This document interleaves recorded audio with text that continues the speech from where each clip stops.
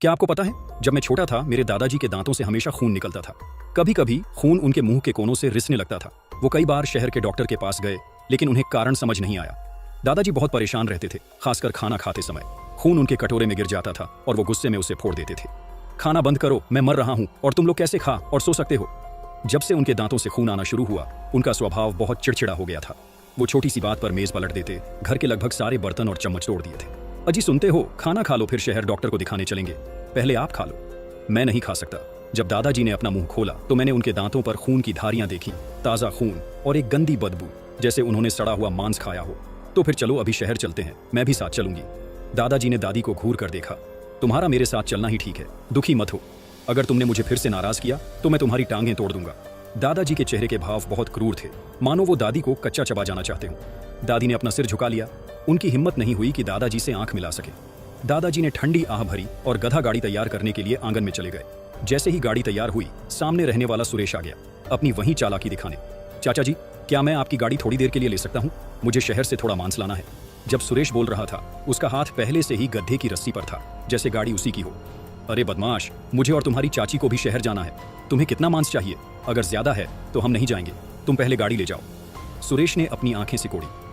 मुझे आधा सुअर खरीदना है, जब मैं मांस लेकर आऊंगा तो आपको आधा किलो दे दूंगा। सुरेश गाड़ी मांगते समय हमेशा यही कहता था, लेकिन मैंने कभी उसे हमारे लिए मांस लाते नहीं देखा। तुम झूठ बोल रहे हो, तुमने कभी हमारे लिए मांस नहीं लाया। इससे पहले कि मैं अपनी बात पूरी करता, दादाजी ने मुझे लात मार दी। अरे नालायक, तुम्हारी हिम्मत कैसे हुई सुरेश चाचा से ऐसे बात करने की? ये तुम्हारे चाचा हैं, कोई तमीज नहीं है। दादाजी का चेहरा सख्त था। वो मुझे फिर से मारने ही वाले थे कि मैं जल्दी से दादी के पीछे छिप गया। कोई बात नहीं चाचा, बच्चे तो ऐसे ही बोलते हैं। मैं अब चलता हूँ, रास्ते में सावधानी से जाइएगा। सुरेश हमारे परिवार की गधा गाड़ी लेकर चला गया। दादाजी वहां हक्के बक्के खड़े रहे, उनकी नाक से खून बह रहा था। मुझे महसूस हुआ कि मैं उन्हें देख रहा हूँ। वो मुड़े और मुझ पर चिल्लाए, अपनी हालत देखो, कितनी शर्मनाक है। मांस मांग रहे हो, तुम्हें शर्म नहीं आती? दादाजी बोले और अंदर चले गए। मैंने दादी की तरफ देखा, उन्होंने मेरा सिर थपथपाया। अपने दादा की बातों पर ध्यान मत दो, वो गलत कह रहे हैं। मैंने सिर हिलाया, मन में बहुत दुख था। उस शाम सुरेश गाड़ी वापस लाया। उसके पास एक बोरी थी जिससे खून रिस रहा था। चाचा जी, मैं आपके लिए कुछ बहुत अच्छी चीज लाया हूं। यह आपकी इस बीमारी को जड़ से खत्म कर देगी। दादाजी कुछ सेकंड के लिए थम गए, उनकी धुंधली आंखें चमकने लगी। सच में? क्या है ये? दादाजी बोरी खोलने ही वाले थे कि सुरेश ने उनके हाथ पर अपना हाथ रख दिया। चाचा जी, ये चीज इतनी आसानी से नहीं मिलती। दादाजी तुरंत सुरेश का इशारा समझ गए और दादी से बोले, वहां खड़ी क्या देख रही हो? सुरेश को पैसे दो, उसने इतनी मदद की है, उसे खाली हाथ नहीं जाने दे सकते। दादी ने अलमारी से कुछ पैसे निकाले और सुरेश को दे दिए। सुरेश पैसे लेकर मुस्कुराते हुए चला गया। दादाजी ने बोरी खोली और एक बहुत ही गंदी बदबू आने लगी। बोरी के अंदर सड़ा हुआ बदबूदार मांस का एक टुकड़ा था, जिस पर सफेद कीड़े रेंग रहे थे। वो देखने में बहुत घिनौना था। अजी, सुरेश ने हमें ठग लिया है, तुम कुछ नहीं जानती। इतना कहकर दादाजी वो सड़ा हुआ मांस आंगन में ले गए। उन्होंने उसे पकाने के लिए पतीले में डाला और आग तेज कर दी। भोलू, जरा आंगन में जाकर दादा की मदद करो। मैं दादाजी के पास नहीं जाना चाहता था। उनके शरीर से बहुत गंदी बदबू आ रही थी। जब भी वो अपना मुंह खोलते, मुझे लगता जैसे मैं किसी मुर्दे से बात कर रहा हूं। मैंने दादी का हाथ अपने होठों पर रखकर आंगन में जाने का नाटक किया, लेकिन असल में मैं दीवार के नीचे छिप गया। मैंने देखा कि दादी ने एक संदूक के नीचे से एक कपड़े की गुड़िया निकाली। गुड़िया का मुंह खुला हुआ था। दादी ने सुई और धागे से गुड़िया का मुंह सिल दिया। वो गुड़िया को देखते हुए बड़ी अजीब और डरावनी तरह से हंसने लगी। उनकी वो हंसी सुनकर मेरी रूह कांप गई। पतीले में मांस पक गया था और दादाजी ने तुरंत उस सड़े हुए टुकड़े को निकाल लिया। कुछ ही मिनटों में उन्होंने वो सब खा लिया, फिर खुद से बुदबुदाने लगे। ठीक होने का रास्ता बंद हो गया है। अगले दिन दोपहर में दादाजी लोहे के तख्त पर निढाल पड़े थे। उनका चेहरा सफेद था और सांसें बहुत कमजोर। अजी, मैं आपके लिए शहर से दवाई लेने जा रही हूँ, घर पर ही इंतजार करना। दादी मुझे दवाई लेने शहर ले गई, लेकिन रास्ते में हमें देर हो गई। जब हम घर पहुंचे तो अंधेरा हो चुका था और सारी लाइटें बंद थीं। दादी को लगा कि दादाजी सो रहे हैं, इसलिए उन्होंने सावधानी से दरवाजा खोला, लेकिन दरवाजा खुलते ही खून की तेज गंध आई। दादी ने लाइट जलाई और देखा कि दादाजी शीशे के सामने खड़े होकर धीरे धीरे अपना मुंह सिल रहे थे। उन्होंने उसे इतनी मजबूती से सिला था जैसे उनके मुंह पर कोई कनखजूरा रेंग रहा हो। दादी ने मेरा मुंह बंद किया और दबे पांव बाहर निकलने लगी। उनकी आवाज बहुत धीमी थी, फिर भी दादाजी ने सुन लिया। वो झटके से मुड़े और हमें बड़ी भयानक नजरों से घूरने लगे। उन्होंने गाली देने की कोशिश की, लेकिन उनका मुंह सिला हुआ था। वो कोई आवाज नहीं निकाल पा रहे थे। दादाजी को शायद दर्द का एहसास हुआ। उनके हाथ कांप रहे थे जब उन्होंने अपने मुंह को छुआ। उनकी नजरों में दादी के लिए सवाल था, मानो पूछ रहे हों कि उन्होंने उनका मुंह क्यों सिला। मैंने नहीं सिला, मैं और भोलू अभी वापस आए हैं, तुमने खुद सिला है। दादी जोर से बोली, मानो मुझे डराकर भगाना चाहती हूँ, लेकिन मुझे उनकी बात पर बिल्कुल यकीन नहीं था। अपने हाथ की सुई देखो, तुमने इसे खुद सिला है। दादाजी ने जड़ होकर अपना सिर झुकाया, अपने हाथ की सुई देखी और फिर अपना मुंह बंद करके दादी पर चिल्लाने लगे। लेकिन मुझे समझ नहीं आ रहा था कि वो क्या कह रहे हैं। कैंची? तुम्हें कैंची चाहिए? दादी ने जल्दी से दादाजी के लिए कैंची ढूंढी। उन्हें अलमारी में एक पुरानी झंग लगी कैंची मिली। दादी ने कैंची से धागा काटा। दादाजी का मुंह खून से लथपथ था। उन्होंने अचानक दादी की गर्दन पकड़ी और चिल्लाए, तुम्हें आने में इतनी देर क्यों लगी? क्या तुम चाहती थी कि मैं मर जाऊं? मैं तुम्हें बता दूं, अगर मैं मरा तो तुम्हें भी साथ ले जाऊंगा। इतना कहकर दादाजी ने दादी को जोर से कमरे के बाहर धकेल दिया। दादी का सिर दीवार से टकराया और खून बहने लगा। जल्दी गोदाम में जाओ और मेरे लिए दर्द की दवाई लाओ। दादी अपना लहूलुहान सिर पकड़कर बाहर चली गई। दादाजी दर्द से तड़प रहे थे। उन्होंने देखा कि दादी काफी देर से नहीं लौटी, तो वो मुझ पर चिल्लाए, जाकर देखो तुम्हारी दादी क्या कर रही है। वो अब तक वापस क्यों नहीं आई? क्या वो गोदाम में मर गई है? मैं घबरा गया और गोदाम की तरफ भागा। दरवाजे की दरार से मैंने देखा कि दादी एक स्टूल पर बैठी थी। उनके बाएं हाथ में एक कपड़े की गुड़िया थी और दाएं हाथ में सुई धागा। उन्होंने उस गुड़िया की दोनों आंखें भी सिल दी थी। मैंने दरवाजा खटखटाया और आवाज दी, दादी, दादाजी आपको अंदर बुला रहे हैं। दादी मुझे देखकर चौंक गई। उनका हाथ कांपा और सुई जमीन पर गिर गई। फिर उन्होंने जल्दी से गुड़िया को छिपा दिया। मैं और दादी अंदर गए और देखा कि दादाजी तख्त पर बैठे थे। उनका चेहरा सख्त था और वो दादी को घूर रहे थे। दादी ने उन्हें दवाई दी। अजी, दवाई ले लो। इससे पहले कि वो अपनी बात पूरी करती, दादाजी ने कटोरा छीना और उनके सिर पर दे मारा। क्या तुम चाहती हो मैं मर जाऊं? मैं तुम्हें बता दूं शांति, अगर मैं मरा तो तुम्हें भी साथ ले जाऊंगा। दादी ने अपने बाल संवारे और काफी देर तक कुछ नहीं बोली। मैं उनके पास गया और फुसफुसाया, दादी चलो हम दूसरे कमरे में रहेंगे, दादाजी के साथ नहीं। दादाजी ने मुझे घूरा और गुस्से में कहा, अरे नालायक, जाकर मेरे लिए पानी ला। मैं नहीं जाऊंगा। तेरी हिम्मत कैसे हुई? मानोगे नहीं, मैं तुझे मार मार के अधमरा कर दूंगा। दादाजी को मुझे मारने के लिए तैयार देखकर दादी ने मुझे पीछे धकेल दिया। जाओ अपने दादा के लिए पानी लाओ। दवाई लेने के बाद दादाजी दादी से बोले, कल मेरे साथ शहर डॉक्टर के पास चलना। दादी कुछ नहीं बोली। उन्होंने अपना सिर झुका लिया, जैसे किसी सोच में डूबी हो। अरे बुढ़िया, ये मुंह बना के किसे बेवकूफ बना रही है? दादी ने आह भरी। सो जाओ, कल जल्दी निकलना है। आधी रात को मैं दादी के बगल में सो रहा था। न जाने कितना समय बीता होगा जब मुझे एक आवाज सुनाई दी। चांद की रोशनी में मैंने देखा कि दादाजी ने अपना सिर झुकाया हुआ है। उन्होंने दराज से सुई धागा निकाला, उसे अपनी पलकों की तरफ किया और एक एक टांका लगाकर उन्हें सिलना शुरू कर दिया।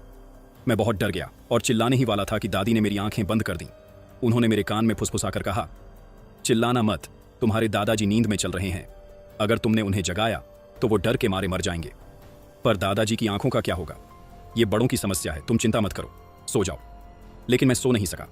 दादाजी अभी भी शीशे के सामने अपनी पलकें सिल रहे थे। थोड़ी देर बाद दादाजी मुड़े। उनकी दोनों आंखें सिली हुई थीं और खून बह रहा था। आंखों के बिना दादाजी को थूकदान भी नहीं मिल रहा था।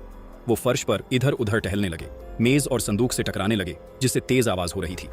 दादी, दादाजी को कुछ दिख नहीं रहा। कोई बात नहीं, तुम सो जाओ। जब दादी ने यह कहा तो उनकी आंखों में एक छिपा हुआ मतलब था। वो काफी खुश लग रही थी। दादाजी अभी भी जमीन पर इधर उधर भटक रहे थे। न जाने वो कितनी बार घूमे होंगे। तभी दादी ने उन्हें आवाज दी, इधर आओ। दादाजी शायद समझ गए और वो दादी की आवाज का पीछा करते हुए तख्त पर आ गए। अगली सुबह मैंने दादाजी को चिल्लाते हुए सुना, मेरी आंखें, खाना लाओ, खाना लाओ। दादाजी पागल से हो गए थे, बार बार दादी का नाम पुकार रहे थे। मैं डर गया और रसोई की तरफ भागा, जहां दादी खाना बना रही थी। दादी, दादाजी जाग गए हैं, वो आपको बुला रहे हैं। दादी जोर से हंसी और बिना किसी हड़बड़ी के खाना बनाती रहीं। उसे चिल्लाने दो, मैंने अभी खाना बनाना खत्म नहीं किया है, मेरे पास उसकी सेवा करने का समय नहीं है। जैसे ही दादी की बात खत्म हुई, मुझे दादाजी की आवाज सुनाई दी, खाना ढूंढो, मुझे वो पुरानी चीजें दो, तुमने उन्हें कहां छिपाया है? खाना लाओ। दादाजी आंगन में लेटे हुए चिल्ला रहे थे। उनकी आंखों से अभी भी खून बह रहा था। खाना लाओ, क्या तुम बाहरी हो गई हो? मुझे जल्दी शहर के अस्पताल ले चलो। दादी ने मेरी तरफ ठंडी नजरों से देखा। उनकी मदद करने की कोई इच्छा नहीं थी। खाना ढूंढ रहे हो? तुम्हें क्या लगता है मैं तुम्हें जिंदा नहीं छोड़ूंगी? अभी इधर आओ। तुम मुझे जिंदा नहीं छोड़ोगी। दादी दादाजी के पास दौड़ी, उनके कपड़े पकड़े और उन्हें कुएं की तरफ घसीटने लगी। दादाजी तुरंत घबरा गए। उन्होंने दादी को दूर धकेला। उनकी आवाज कांप रही थी, शांति, ये तुम क्या कर रही हो? मैं तुम्हें डुबो दूंगा। शांति, मुझे मत मारो, हम पूरी जिंदगी साथ रहे हैं। मैं राहुल का सगा बाप हूं। राहुल मेरे चाचा का नाम था। वो 3 साल से घर नहीं आए थे। 3 साल पहले चाचा को एक शहर की लड़की से प्यार हो गया था और वो उससे शादी करके शहर में ही रहना चाहते थे। लेकिन दादाजी इसके खिलाफ थे। वो चाहते थे कि चाचा गांव में रहकर उनके बुढ़ापे का सहारा बने और दोनों के बीच बहुत बड़ा झगड़ा हुआ था। तब से चाचा वापस नहीं आए थे। दादी अक्सर चाचा और दादाजी के बारे में सोचती थी। चाचा का नाम सुनकर वो कुछ सेकंड के लिए ठहर गई। अगर मैं मर गया तो तुम राहुल को क्या जवाब दोगी? तुमने ही राहुल को घर से निकाला था, तुम्हारी हिम्मत कैसे हुई ये कहने की? भले ही मैं गलत था, पर मैं फिर भी राहुल का सगा बाप हूं। दादी कुछ नहीं बोली। वो दादाजी को एक तक देखती रही, जैसे किसी सोच में डूबी हो। अरे सुनती हो, अब मुझे कुछ नहीं दिख रहा, तुम्हें मुझे अस्पताल ले जाना होगा। अगर देर हो गई तो मुझे डर है कि मैं अंधा हो जाऊंगा। दादाजी की आवाज में गिड़गिड़ाहट थी। उन्होंने दादी से पहले कभी इस तरह बात नहीं की थी। वो सच में डरे हुए थे। अच्छा ही है कि तुम्हें कुछ नहीं दिख रहा, इससे तुम्हारी परेशानियां कम हो जाएंगी। भले ही दादाजी की आंखें सिली हुई थीं, पर मैं महसूस कर सकता था कि वो दादी को ऐसी नजरों से देख रहे थे मानो उनका गला घोंट देना चाहते हो। फिर वो कड़वाहट भरी हंसी हंसे। हम पूरी जिंदगी साथ रहे हैं, तुम मुझे नुकसान नहीं पहुंचा सकती। दादी कुछ नहीं बोली। वो मुड़ी और रसोई की तरफ चली गईं। ये देखकर कि दादी उनकी मदद नहीं करेंगी, दादाजी ने मुझे फिर से बुलाया। भोलू, इधर आओ। दादाजी की आंखों से अभी भी खून बह रहा था और उनके दांतों पर भी खून लगा था। मेरी उनके पास जाने की हिम्मत नहीं हुई। जब मैंने कोई जवाब नहीं दिया तो दादाजी फिर से नाराज हो गए। भोलू, क्या तुम बहरे हो? जल्दी मुझे घर के अंदर ले चलो। मैं अभी भी नाराज था। मैं दादी को ढूंढने रसोई की तरफ भागा।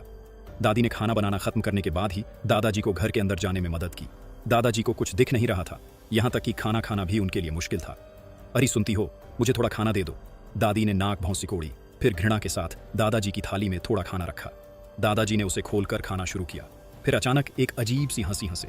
मुझे लगता है मुझे पता है राहुल कहाँ है। राहुल कहाँ है? दादाजी फिर से वही अजीब हंसी हंसे।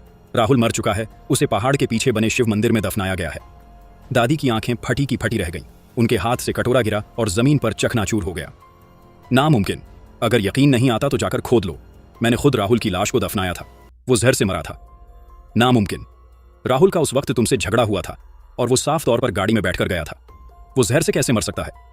दादाजी ने अपना सिर झुका लिया और खाना खाते रहे। ये देखकर कि वो कुछ नहीं बोल रहे, दादी जल्दी से घर से निकल गईं। मैं दादी के पीछे पीछे शिव मंदिर तक गया। मंदिर बहुत बड़ा नहीं था, पर छोटा भी नहीं था। दादी ने फावड़े से खुदाई शुरू की। वो पूरा दिन 3 फीट गहरा खोदती रहीं, लेकिन उन्हें चाचा की लाश नहीं मिली। भोलू, तुम पहले वापस चले जाओ, मैं थोड़ी देर और खुदाई करूंगी। मैं वापस नहीं जाऊंगा। सुनो, जल्द ही अंधेरा होने वाला है, बच्चे के लिए रात में चलना ठीक नहीं है। दादी ने मुझे पहाड़ से नीचे भेज दिया। जब मैं घर पहुंचा तो मैंने देखा कि दादाजी वहां नहीं थे। मैंने सामने वाली चाची से पूछा तो पता चला कि सुरेश उन्हें आंखों के इलाज के लिए अस्पताल ले गया है। मैं काफी देर तक घर पर अकेला रहा, तब जाकर दादी वापस आई। भोलू, तुम्हारे दादा कहाँ हैं? दादा अस्पताल गए हैं, सुरेश चाचा उन्हें ले गए हैं। दादी का चेहरा तुरंत बदल गया। वो साफ तौर पर घबराई हुई थी। वो जल्दी से मुड़ी और गोदाम की तरफ गईं और मैं भी उनके पीछे गया। दादी ने एक संदूक बाहर निकाला जो चाचा की चीजों, कपड़ों और किताबों से भरा था। वो कहाँ गया? वो कहाँ गया? दादी जैसे पागल सी हो गई थी। उन्होंने काफी देर तक ढूंढा, पर उन्हें वो नहीं मिला जो वो ढूंढ रही थी। वो जमीन पर सिर झुकाकर बैठ गईं और खुद से कुछ बुदबुदाने लगीं। दादी, आप क्या ढूंढ रही हैं? दादी ने अपना सिर ऊपर उठाया। उनकी आंखें और मुंह सिले हुए थे और चेहरा खून से लथपथ था। मैं बुरी तरह डर गया और बेहोश हो गया। जब मैंने फिर से आंखें खोली तो देखा कि दादाजी तख्त पर बैठकर हुक्का पी रहे थे। उनकी आंखें धुंधली थीं, जैसे वो डरे हुए हों, पर मैं महसूस कर सकता था कि वो मुझे देख रहे हैं। चलो, तुम कई दिनों तक सोते रहे। दादाजी, दादी कहाँ है? दादाजी ने हुक्के के 2-3 कश लिए और हंसे। तुम्हारी दादी तुम्हारे चाचा से मिलने गई हैं। चाचा से मिलने? क्या चाचा मर नहीं गए? नहीं, वो मरा नहीं है। मैं तो उस पियक्कड़ से बस ऐसी ही बकवास कर रहा था।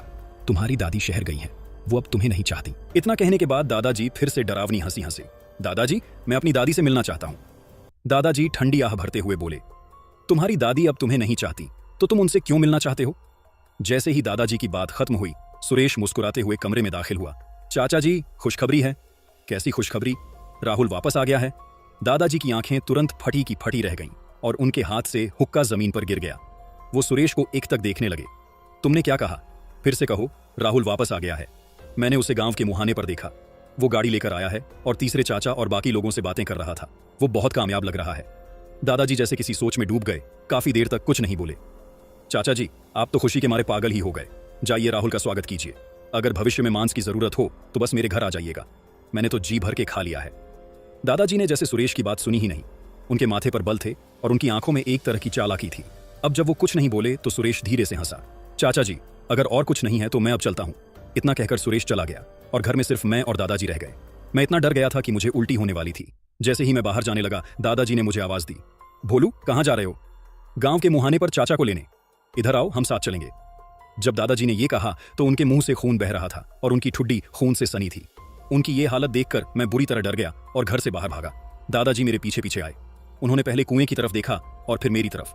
भोलू, तुम भाग क्यों रहे हो? इधर आओ। मेरी हिम्मत नहीं हुई कि उनके पास जाऊं। मैं आंगन के दरवाजे की तरफ भागा। जैसे ही मैं दरवाजे पर पहुंचा, मैंने देखा कि मेरे घर के सामने एक गाड़ी खड़ी थी। चाचा गाड़ी से बाहर निकले। उन्होंने बहुत अच्छे कपड़े पहने थे, पर उनकी हालत ठीक नहीं लग रही थी। उनका चेहरा और हाथ मौत की तरह सफेद थे। चाचा, आप आ गए। दादी कहाँ हैं? चाचा कुछ सेकंड के लिए रुके, फिर बोले, तुमने क्या कहा? अगर कहानी ने आपको एक सेकंड के लिए भी डराया है तो वीडियो को लाइक करो, चैनल को सब्सक्राइब करो और कमेंट में लिखो, मैं तैयार हूं, क्योंकि अगली कहानी इससे भी ज्यादा खतरनाक होने वाली है।